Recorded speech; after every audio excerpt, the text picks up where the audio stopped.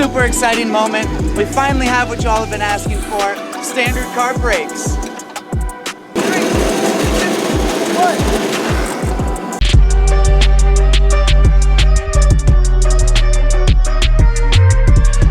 What's up guys? Ryan here from Taxi Garage, and we are super excited to be releasing this brand new product to you guys for the standard Crazy Cart.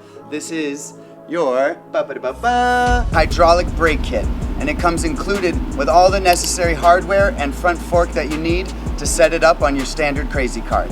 Here we have our adjustable bracket that holds the caliper. We also have our Taxi Garage upgraded fork that allows you to bolt in your stock motor. And it comes with a clamp-on drift bar that allows you to use the brake lever with ease. It comes with the clamps that are needed to lock the cable along your stanchion. The rim half with the brake rotor already installed. Let's see how it rides. Let's do a stopping test. Come down here full speed and then stop right here. No, don't do it with me. Do it. Just stop on a dime. Oh, he thinks I'm not going for him. I'm going straight at him, and I'm going to use these brakes to show you how I don't crash into my fellow riders, because I have amazing control with these now. You remember you got stock casters though. I don't know. Oh! That's stopping power. That was pretty close. That tire was squealing because I had it locked up. And because it's hydraulic, you really only need one finger because it has so much power in it, so it still gives the rider the ability to grip tight on the drift bar and only have to use one finger while driving. Fixed trailer, he just got it fixed. Oh no! Oh no! See? That's fine. I love these brakes.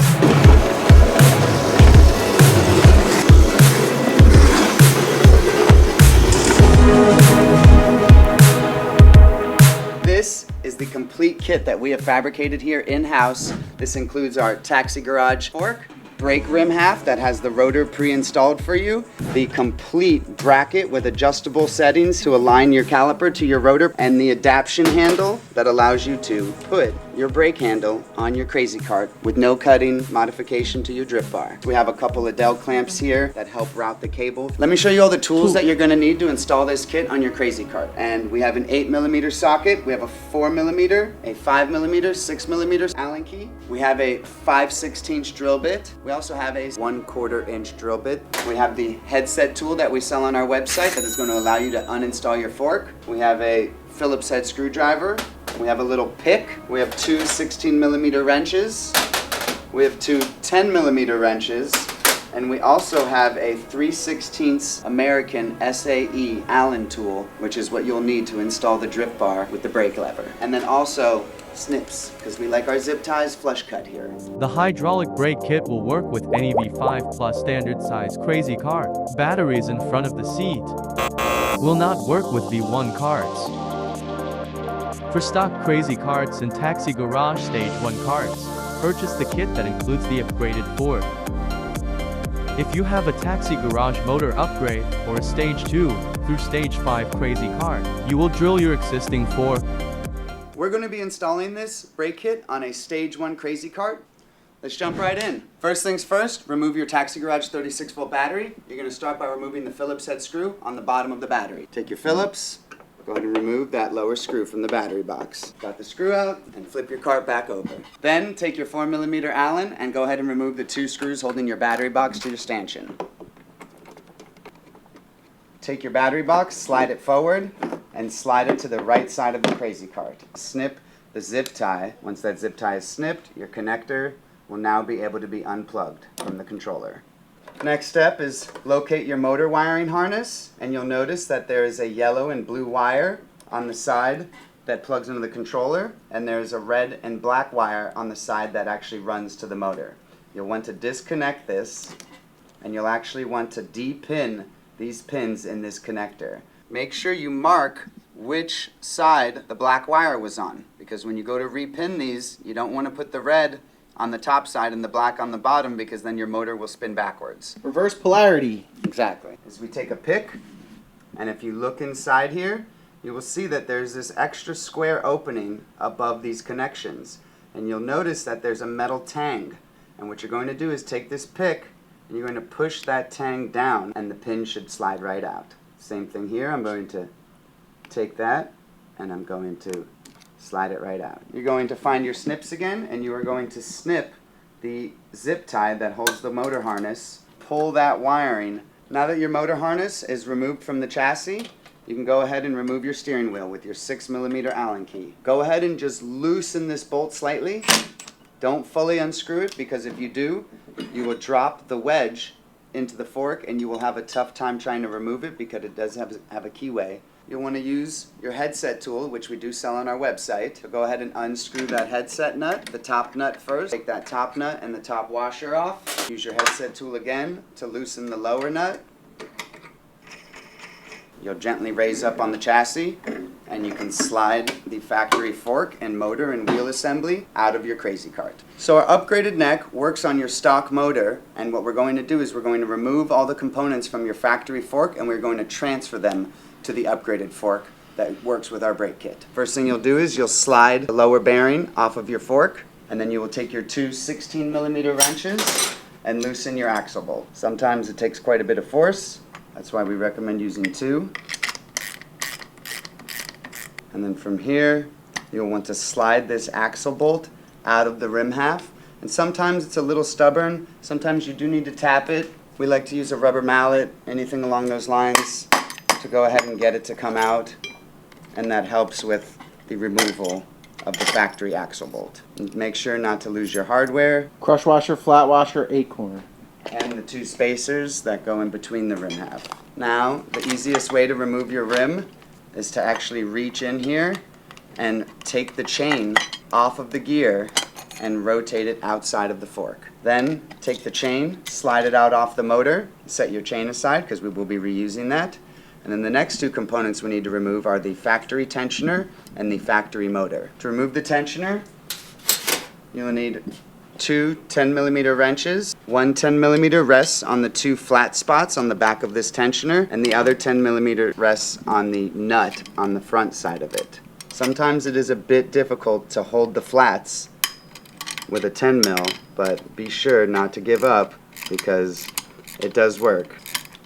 That factory nut off. So from here we're going to remove the motor, and then the tensioner will now slide out once we remove the motor. We take our 5mm Allen and we remove the 4 bolts that are holding the motor to the factory fork. The other 2, and you just heard the tensioner fall out, and the factory motor is now removed, and so is the factory tensioner. And now your fork is completely stripped of all the OEM components. Put it in the bin. Take your taxi garage fork. Woo! Show that thing off.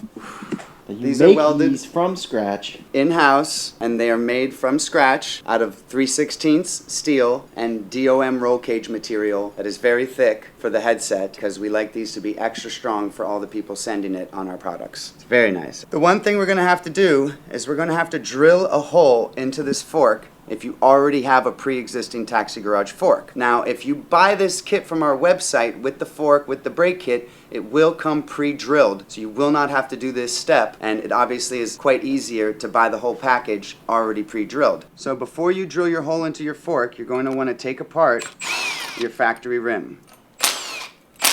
Gear is now removed. Flip your wheel over, take the valve stem cap off. You can use one of these 8mm to let the air out. Very important. Please make sure you always let the air out before you loosen these 4 bolts, otherwise you will break this rim. Next, take your 5mm Allen and go ahead and loosen the 4 bolts holding the rim half together. Voila. Don't forget, you have a center spacer that goes between both rim halves. Do not lose this. Now that you have your rim half separated, you will no longer be using the side without the gear bolts, so this you can set aside. You will take out the 4 Allen screws that are in the gear side. You will actually be drilling out these 4 holes to a larger diameter. And we need to enlarge these holes so that way the 4 screws can easily thread back into those 4 holes. We're going to take our 5/16 drill bit and we are going to drill into this factory rim half. However you drill at your house, you may want to get a small block of wood, and it should be very easy to drill this simply because this is aluminum and the holes are already there. So you should simply just be able to drill into those holes very easily without the rim jumping out of your hand. You can see I'm using that block of wood to completely go through the rim half and not damage my workbench. And then you can dump your shavings. And now let's go ahead and take a look. There's no rough edges here, nice and smooth. Obviously, if you do have rough edges here, we recommend cleaning this up with a file or a Shaviv. So this is the install portion that you'll need to do if you have a pre-existing stage 4, stage 5, stage 3 Taxi Garage Crazy Cart. You will take your Taxi Garage fork off of your stage cart and you will remove it completely, just like you see here. This next section until 1407 is for people who already own a Taxi Garage upgraded fork that need to drill and mount the caliper bracket. But for those of you that already have a Taxi Garage fork, the reason why I'm installing this rim half without a tire is because I'm going to be drilling the hole on the upgraded fork to install the brake bracket. I will take my factory razor axle bolt and I will slide it through one rim half. I will slide the spacer on that. I will now slide that all together as one assembly. I will rotate until the holes are aligned, install my bolts completely. Snugging everything up. Now, you don't need to reinstall the gear at this point. You're simply just using this as an alignment tool for the fork. You will take your factory axle bolt, you will take your two spacers, lay your fork down like that, put the rotor facing towards the side with the large cutouts, not the logo. So now I have both spacers in and I can go ahead and slide in the axle bolt. And a lot of the times that center spacer that you saw me reinstall into the rim half is not in alignment. So what I need to do is look from the other side and use a pick or a screwdriver and realign that center spacer to get this axle bolt through. So I will tilt this vertically so I can look inside to the rim half, and I will look for that center spacer and I will wiggle it until I have completed the alignment for the axle bolt to slide completely through. And I'm going to install the brake bracket on this side of the fork. Caliper pre-assembled. Go ahead and remove this black piece that allows the pads to sit on the rotor. Now you can slide this in. You rest this U-shaped cutout over the axle bolt. Go ahead and slide your regular washer, your lock washer, and your acorn nut back over the axle bolt. And the one thing you want to do is you want to align this edge with the edge of the fork. So you see how this is too far in? This would be too far out over here. I don't want it like that. I want it to be perfectly aligned with the edge here. So I'm going to tighten this axle bolt where the two edges are perfectly aligned. And that will ensure that I drill this hole nice and centered on the metal here. Now you're going to take your 1/4 inch drill bit and you are going to drill through your factory fork. And the reason why we don't have that tire on here is because when we drill through, we don't want that tire to be there because you will drill directly into your tire. Put some nice pressure into it.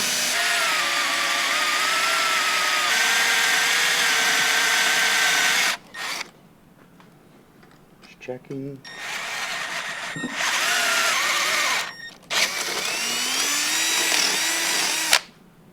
Voila.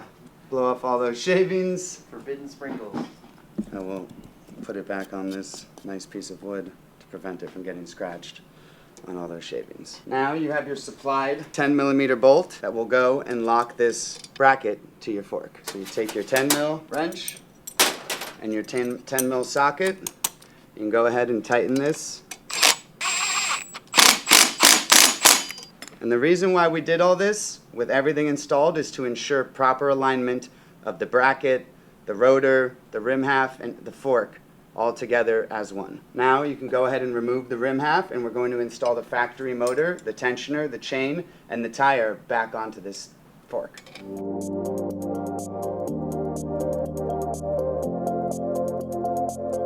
Next, you're going to install your OEM tensioner onto your upgraded fork. And there are a bunch of holes here. You're going to do the 3rd hole from the bottom. Use your 2 open-end 10mm wrenches to tighten this tensioner back into place.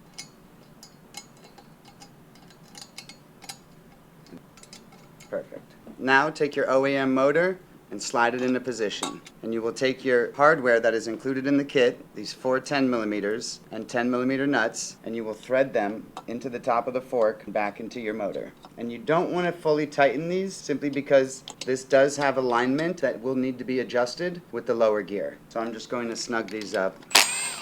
And obviously you don't want to use an impact even when you do tighten these, just simply because the powder coat can be chipped. So you just are using this right now to speed up the process to snugging up these bolts. Then you take your 2 wires and you will slide them through for your wiring to run through the neck. Now we can take our rim half and install our new knobby tire. 5mm Allen.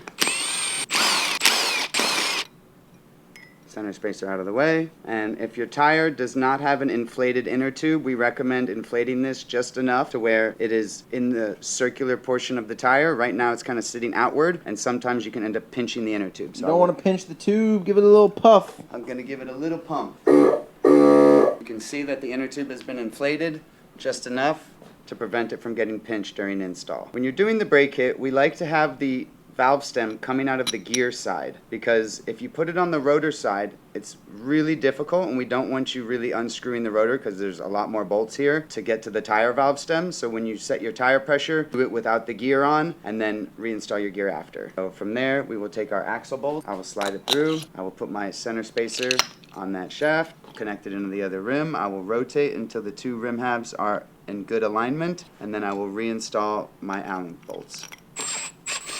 And when you're tightening this back together, you want to work in a circular motion. You don't want to just do one completely tight, because you're trying to get the rim to clamp uniformly onto the tire. So you can see I'm working my way in a circular motion to get to the point all of these are snug. You don't want to use a gun final tighten those, simply because this is aluminum and you can easily strip those threads.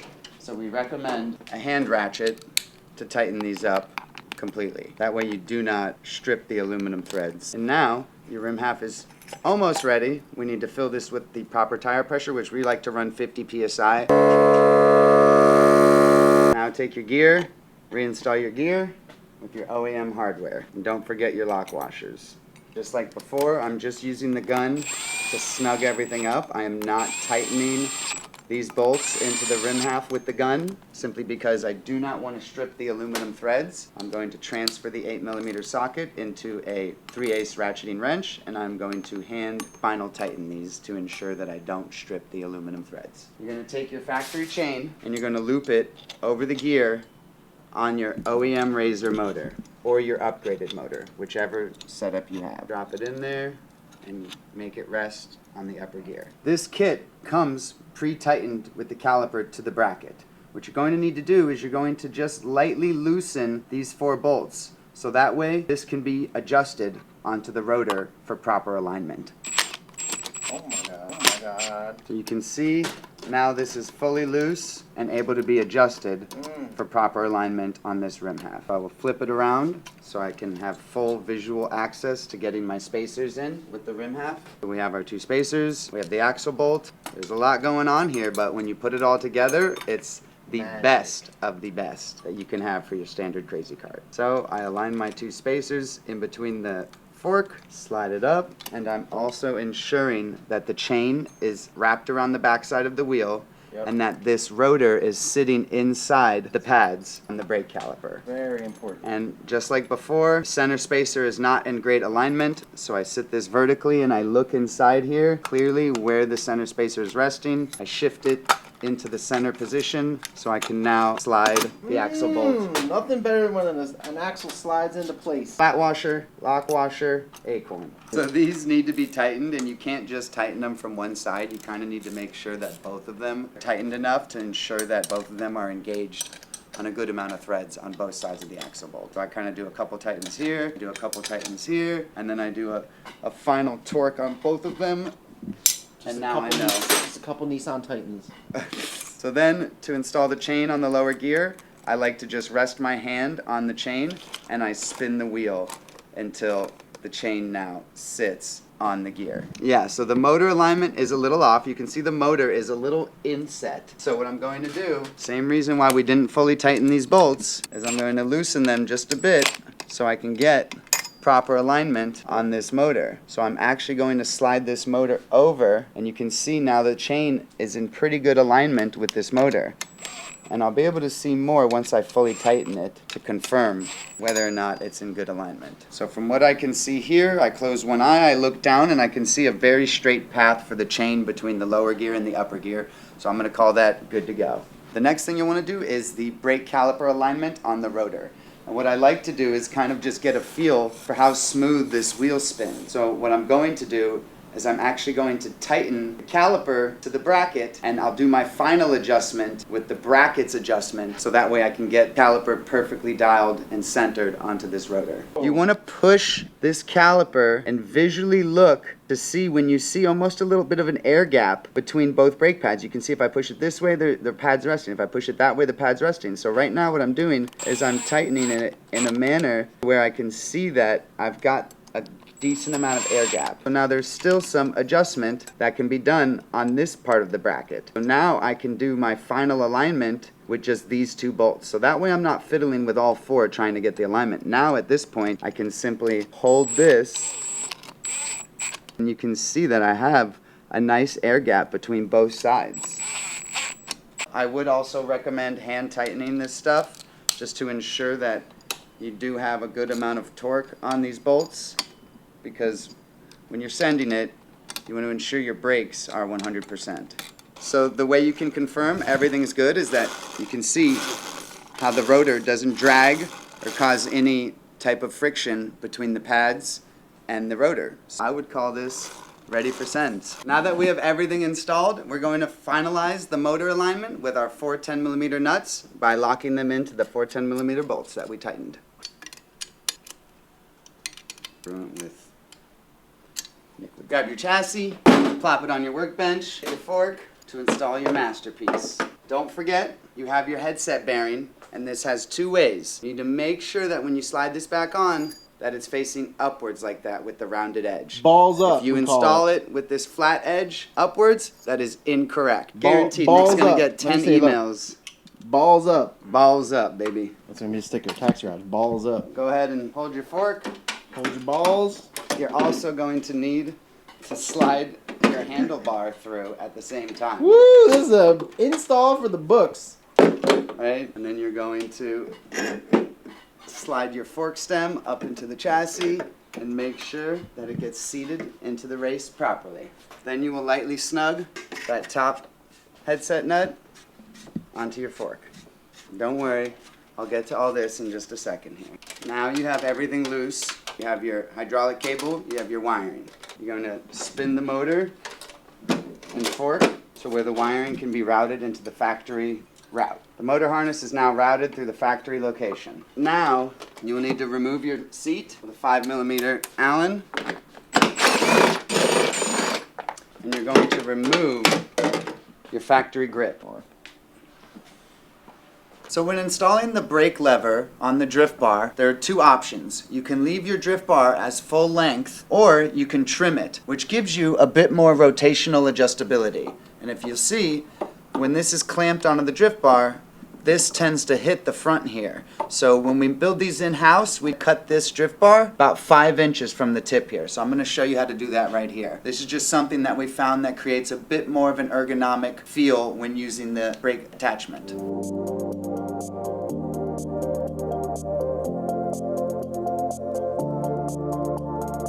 Take your tape measure and you will measure 5 inches from the tip, mark it with a paint pen, anything that shows up on the color black. And we like to cover the cart to not damage the paint. Go ahead and let the sparks fly. Always use power tools with adult supervision, and if you aren't an adult, I don't know what you're doing cutting up a crazy cart. When you do modify this, this is forever, meaning that you can't put these 5 inches of drift bar back on unless you purchase a brand new drift bar, which we do sell on our website. So make sure you're also wearing your protective eyewear when cutting these. Thank you to Heatwave for these awesome protective glasses. Let's see how they work.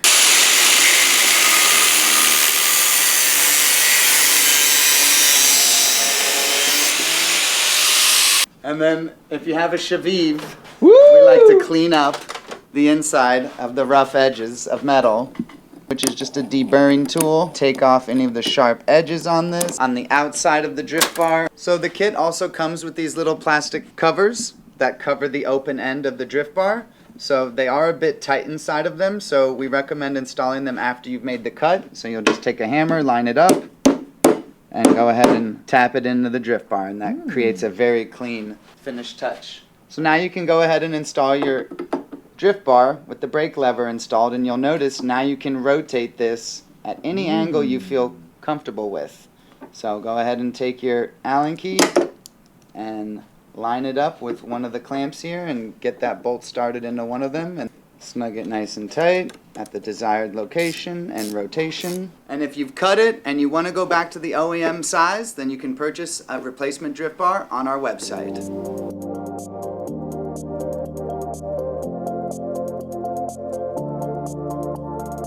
Next, unravel your hydraulic cable to where it's nice and straight, and you're going to be installing it to your factory drift bar. We loosen these clamps with a 3/16 Allen. You're going to take these clamps apart. One clamp off, second clamp off. Make sure it's nice and unraveled. That way it wants to lay neatly on the chassis like you see here, to where it has very few loops in it. The reason why we've made it on a clamp-on design like that is that now you're able to slide this forward, backwards, and choose where you prefer to have your handle. Go ahead and reinstall your clamp. Thread one on by hand. Thread it on. And I've got my second clamp going on right now. And choose whatever depth you want this to be set at. Obviously you can adjust it even after you've installed it to whatever length you want it to be. Now you'll find in your kit you have a clamp with just this black spray on top of the metal, and you'll have a clamp with a rubber piece on it. One of them has got rubber, and that is going to be the first clamp that you'll install with the provided hardware. This one you'll take your 4mm bolt and your 4mm Allen, and you'll line those up through the hole, and you'll get those loosely tightened into the stanchion. Into the hole that's next to the switch. And then you'll take your other 4mm bolt and you will slide it into the pass-through clamp here and thread it into the stanchion on the other hole just beneath that one. The reason why we have two clamps, this one clamps and locks the cable at the length, and this one allows the cable to just be supported and rested within it. Not fully tightening these yet because we are still situating the cable on the cart completely. And we are going to drill a hole into the seat for the cable to run through the seat. You're going to want to take your drill bit, the same 1/4" drill bit that we had earlier, and you'll drill through the bottom of the seat at a low position. That way it ends up making a U shape instead of a circular hole into the seat so the cable can pass through.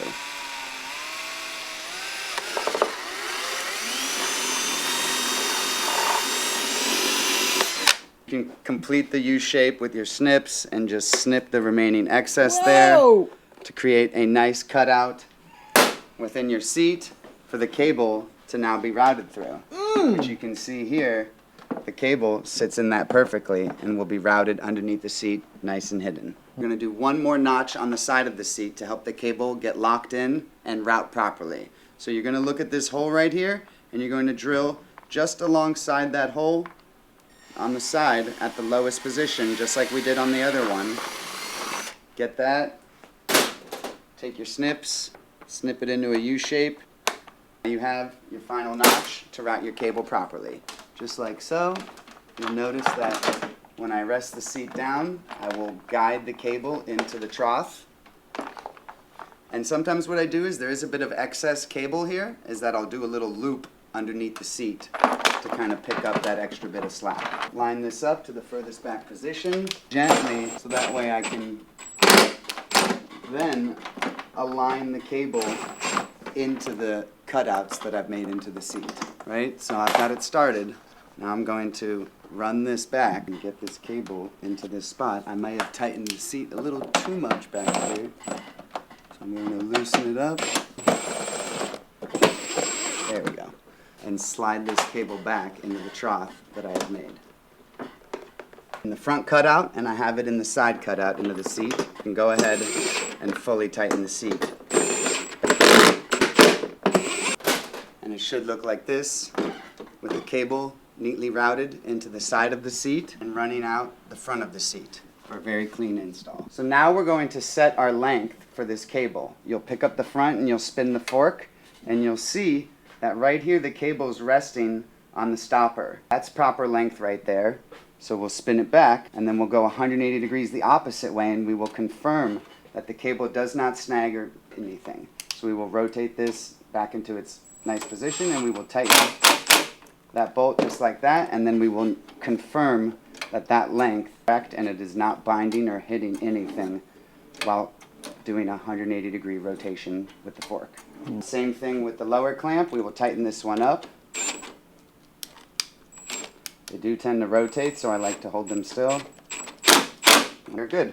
Now the cable length is set, the clamp and the drip bar is adjusted properly for us to use the brake. We're going to reinstall our headset. We have the lower nut loosely adjusted onto the bearings. We are going to drop that washer back on and our top nut and thread that on by hand. And then we are going to take our taxi garage adjustment tool for the headset and we are going to tighten up that lower nut and we are going to lift the front of the car and ensure that this is spinning nice and smooth. And then from there, we will lock this top nut onto that lower nut. And now you can feel it's kind of tight a bit. So what I like to do is after I've locked that top nut to it, I like to hold the fork and I like to gently unscrew the lower nut into the upper screw. So with this tool, you should be able to get beneath the upper nut, loosen that lower nut, and that also tightens it up against that upper nut. The fork wants to spin freely. Yeah. From there, we can go ahead and point our fork forward and reinstall our steering wheel with the arrow in the correct direction, same as the front tire. Take your 6mm Allen, go ahead and line those up.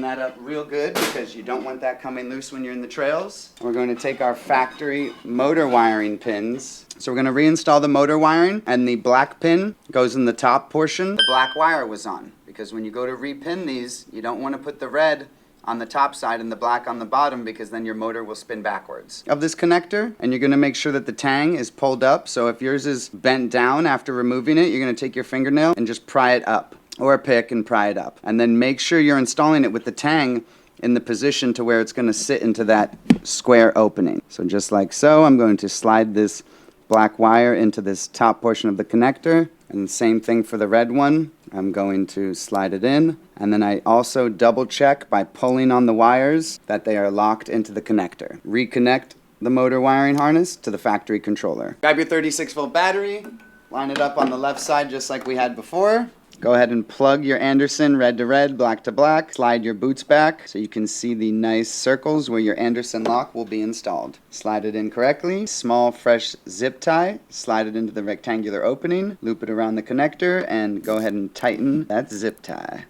No zip tie is done until you flush cut it and make it nice and smooth. Go ahead and reinstall your battery the same way that you had removed it. Battery slides right in, wiring sits on top. I like to tuck the throttle wiring up into the trough here. So I push that there, slide these on top, slide the battery across, and then I can also slide it forward and slide this wiring in there. Now we are ready to reinstall our two 4mm battery bolts. To ensure the alignment by bending down and looking into the hole where the screw is going to be threaded in. And I like to thread them by hand at first. Same thing on the opposite side. I bend down, look in, make sure I can see the hole, and then I begin to thread my bolts back in, just hand tight. Also, before you bolt everything down, also ensure that your cart is running and the motor is spinning in the correct direction. That way you're not wasting your time. Then flip your cart upside down with just these bolts hand tight.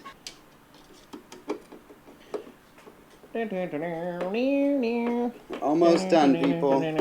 Home stretch, and then we're doing wheelies. Okay. Tighten your two battery screws completely by hand to finish the battery install. And you are now ready to rip and have brakes. Can't wait to show you how I do a stoppie. 3, 2, 1. Woo! That's proper. Thank you for sending it with us. That concludes the video.